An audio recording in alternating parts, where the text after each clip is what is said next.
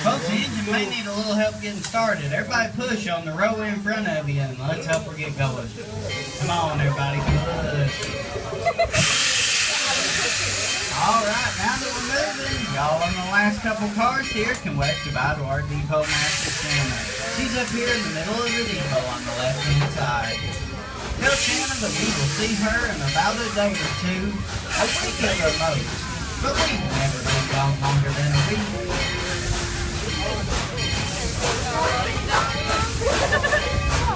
Hi, Santa. Now here at Dollywood, we're known as the friendliest place in the funky, and that does on the train either that way. So we roll out of town on the town street. Let's get these folks ready to sign out.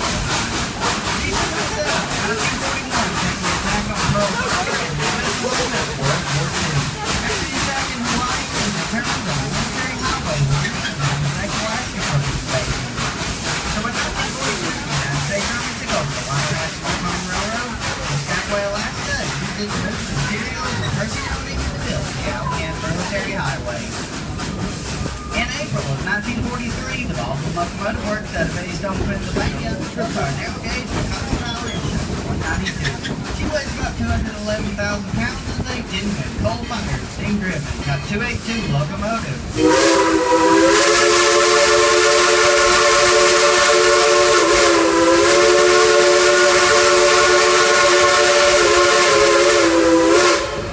Now that 282 was configuration system means that she has two small wheels in the front.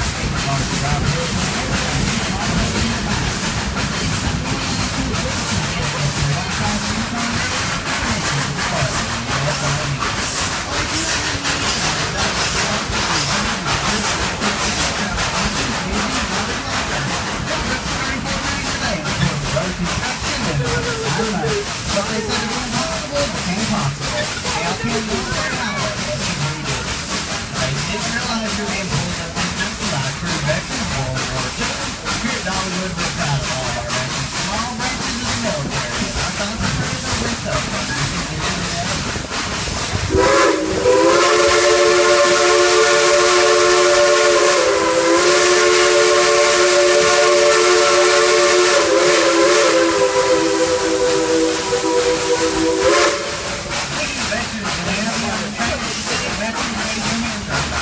Let's get this folks around this place. Thank you for serving our country and God bless everyone. In 1946, the United States Army left Galileo, Alaska, and the White Passenger Car Railroad was once again a civilian operation. Engine 192 and the other locomotives were now used to haul tourists and commodities instead of troops and building supplies. In 1954, the White Passenger Car Railroad purchased their first diesel locomotive, which was ultimately held into the sea.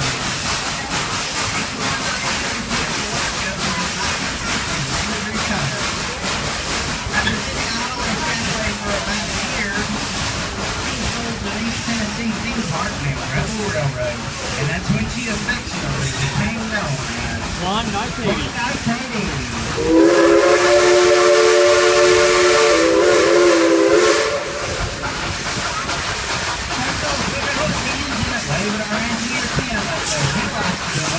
Y'all better hold on tight though, he's driving with no hands again.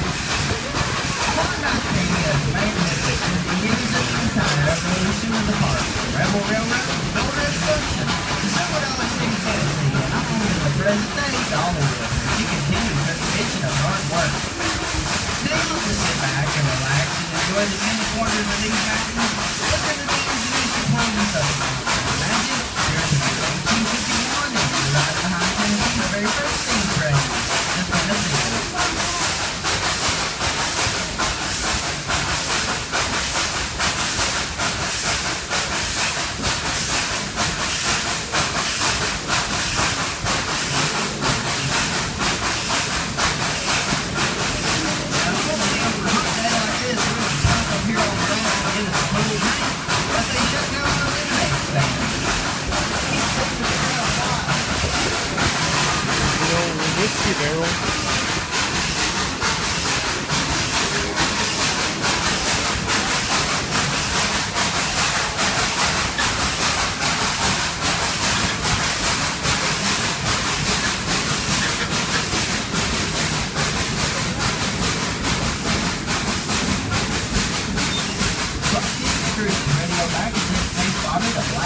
over here on the left side of the train. Everybody keep a lookout for him. If it is around this curve.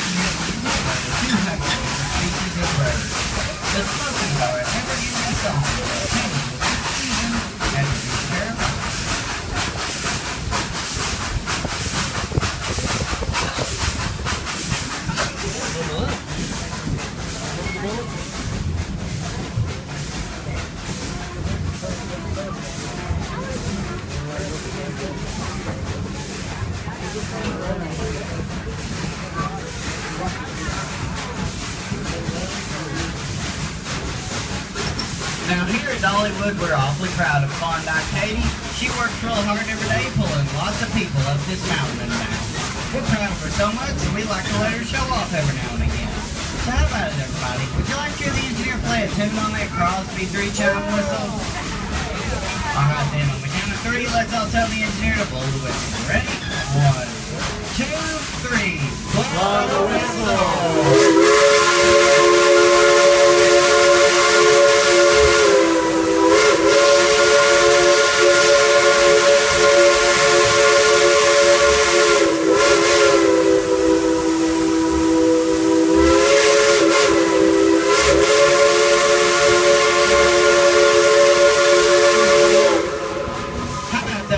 Let's give Engineer Tim and Klondike Katie a round of applause.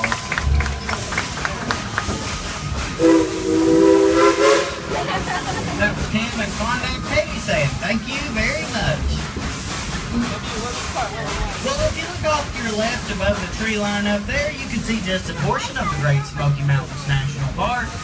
You can understand why the Cherokee called it the place of the blue smoke. They were established as a national park in 1934 and are the most visited of all our national parks.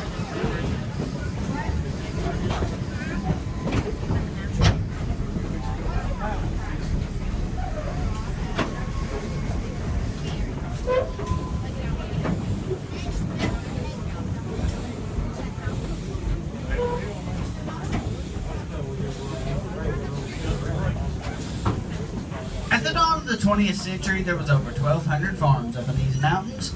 Each homestead consisted of basically the same thing. It's kind of like what's over here on the left. There was a main house where the family lived, a smokehouse where they hung and cured their meat, a chicken house where they gathered their eggs, and they also had a spring house where they kept the things like the milk and the butter cold.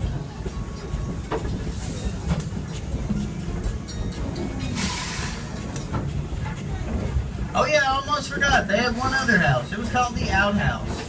Kids, if you don't know what the outhouse was used for, I'm going to let you ask your parents about that one. If you look a little confused, ask your grandparents. They'll know what it was used for. While you're at it, ask them about the woodshed. But if they don't want to tell you about the woodshed, it's probably because the memories are just too painful. My great-grandmother, she would tell us this. Coming up on your left through the trees, that little green roller coaster down there, that's the Fire Chaser Express. It's a dual launch roller coaster, goes forwards and backwards, top speed of about 34.5 miles an hour. You only have to be 39 inches tall to ride. No loops, no drops, just lots of fast moving curves, which makes it a great family ride.